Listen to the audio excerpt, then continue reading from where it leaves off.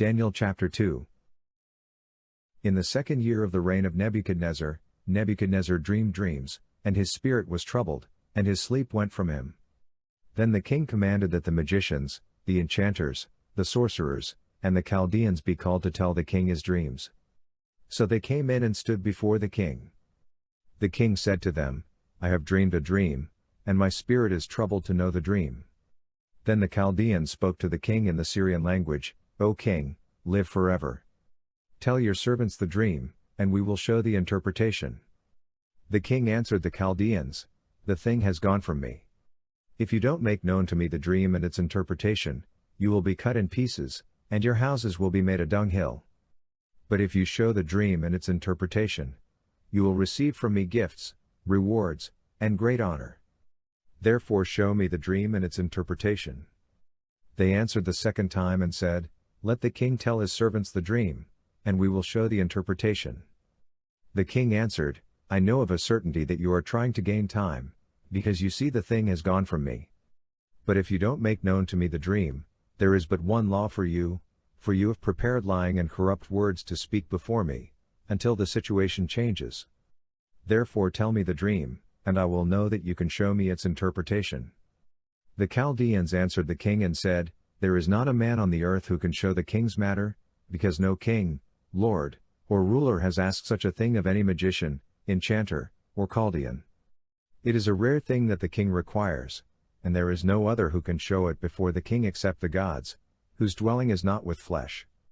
Because of this, the king was angry and very furious, and commanded that all the wise men of Babylon be destroyed. So the decree went out, and the wise men were to be slain. They sought Daniel and his companions to be slain. Then Daniel returned answer with counsel and prudence to Arioch the captain of the king's guard, who had gone out to kill the wise men of Babylon. He answered Arioch the king's captain, Why is the decree so urgent from the king? Then Arioch made the thing known to Daniel. Daniel went in, and desired of the king that he would appoint him a time, and he would show the king the interpretation. Then Daniel went to his house and made the thing known to Hananiah, Mishael, and Azariah, his companions, that they would desire mercies of the God of heaven concerning this secret, that Daniel and his companions would not perish with the rest of the wise men of Babylon. Then the secret was revealed to Daniel in a vision of the night. Then Daniel blessed the God of heaven. Daniel answered, Blessed be the name of God forever and ever. For wisdom and might are his.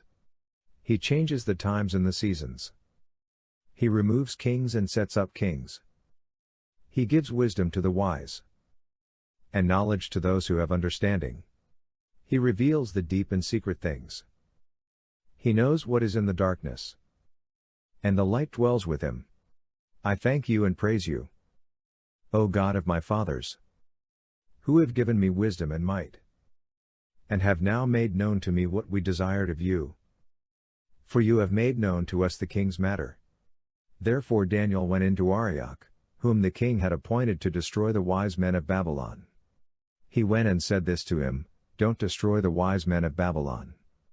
Bring me in before the king, and I will show to the king the interpretation.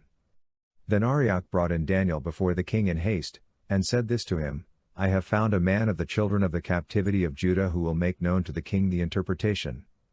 The king answered Daniel, whose name was Belteshazzar, Are you able to make known to me the dream which I have seen, and its interpretation?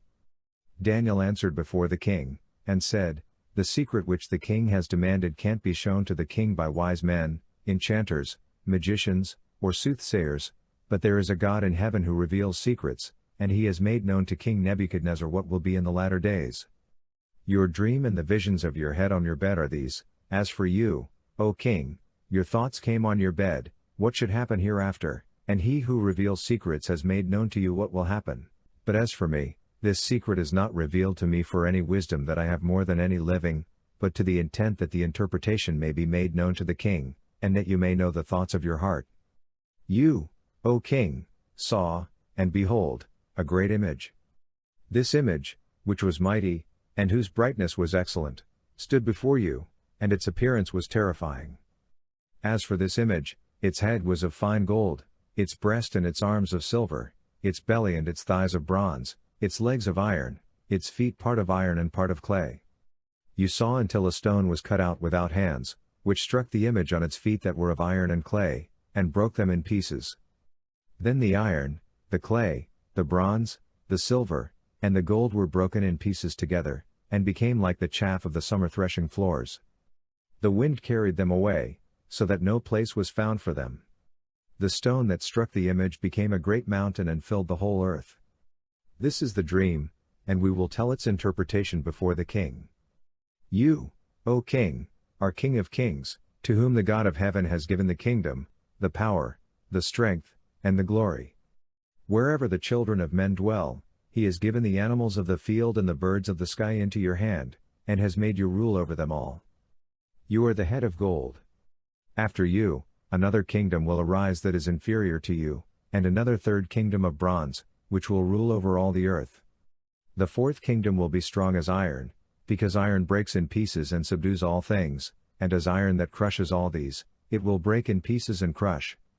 Whereas you saw the feet and toes, part of potter's clay and part of iron, it will be a divided kingdom, but there will be in it of the strength of the iron, because you saw the iron mixed with miry clay.